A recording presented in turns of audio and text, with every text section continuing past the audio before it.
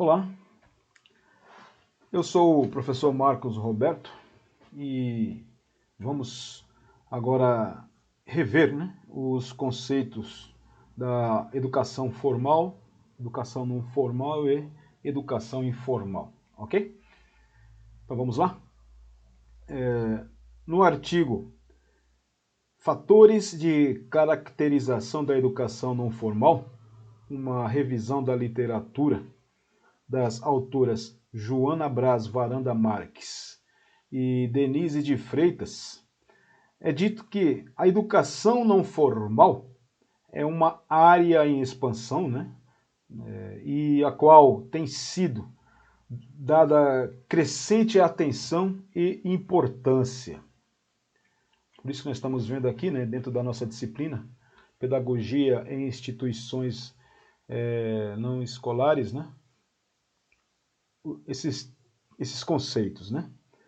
No entanto, é um setor do conhecimento, em geral, mal definido e ambíguo, no sentido em que os termos empregados são polissêmicos. Poli no sentido de muitos, em outras palavras, tem vários significados. E não há consenso sobre seus usos e definições. Porém, vamos ver algumas explicações, ou algumas falas de autores baseados nesse artigo sobre essas questões, esses conceitos aí. Historicamente, o termo educação não formal começou a ser usado nos finais da década de 60. Antes, o que se tinha era praticamente o conceito, ou a educação formal, aquela estabelecida pelo governo, pelo Estado, a escola quatro paredes, por isso definição de formal, segue as diretrizes, parâmetros, curriculares, da educação aí. Então começou a ser usado, a educação formal no final da década de 1960, numa época de conjecturas políticas e sociais propícias, à criação de novos espaços educativos.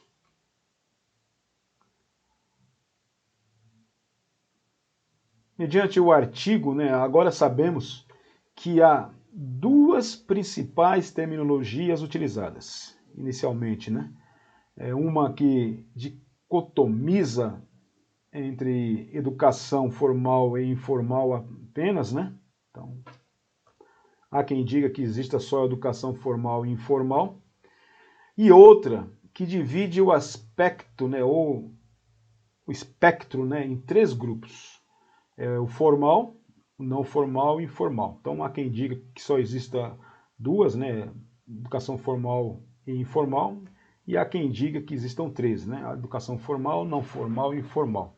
Mas os termos usados não se esgotam nesses aqui referidos, entre outros, Mas não vamos mencionar todos não, apenas esses. Uma das características da educação formal, tá? Aquela que é regida por lei, ou regras, ou as diretrizes, ou os parâmetros curriculares, aquela da escola quatro paredes, que a escola é regida pelo Estado, ou pelo município, ou pelo governo federal, entre outros aí.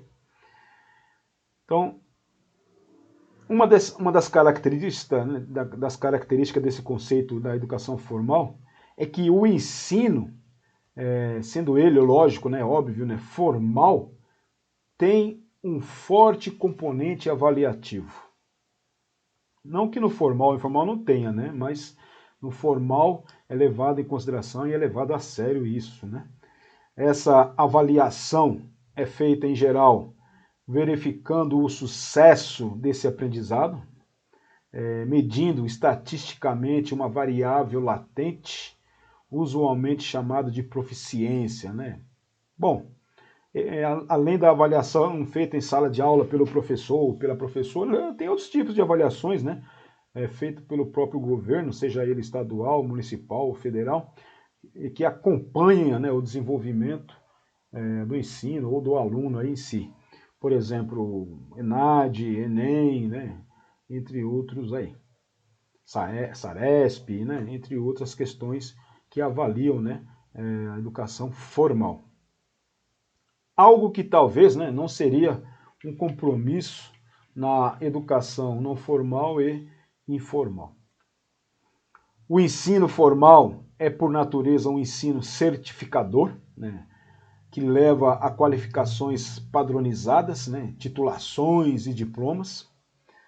A aprendizagem é considerada como sendo um processo para além de ser um produto, né?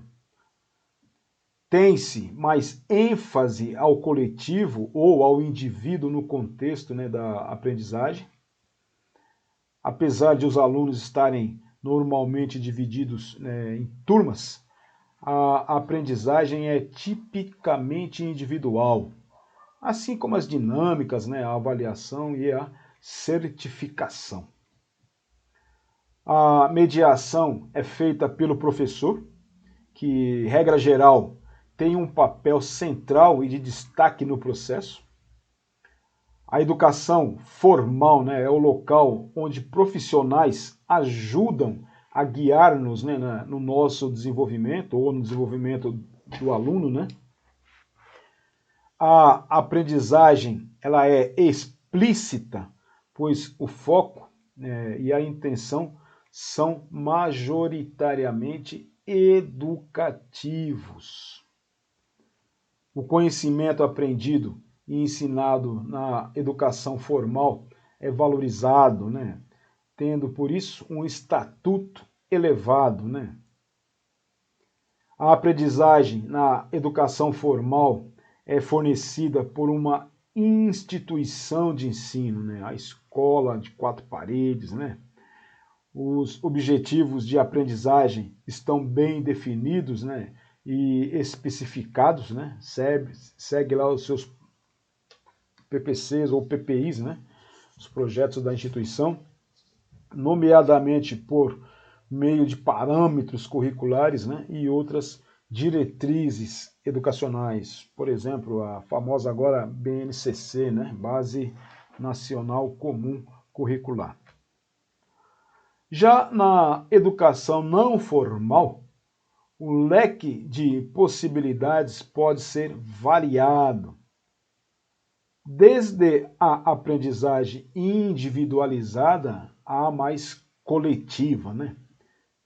Situa-se no campo da pedagogia social, aquela que trabalha com coletivos e se preocupa com os processos de construção de aprendizagens e saberes coletivos. E é importante na formação da identidade do grupo, né? E no desenvolvimento da sua autoestima e valorização. A educação não formal é geralmente mediada não por um professor, mas por um outro agente mediador, né? Um instrutor, né? Um tutor, orientador, né? Um guia de museu, né? Um animador e etc. Ou seja, o professor ele segue a licenciatura, né? Ele está preparado, né, para lecionar na educação formal. Não é o que acontece na não formal e na informal, né? Basta alguém capacitado, né, alguém que domine o assunto para poder passar o seu conhecimento. Na educação ainda não formal, né, a aprendizagem tem normalmente baixo estatuto, né? Isto é, não é habitualmente considerada como verdadeira, né?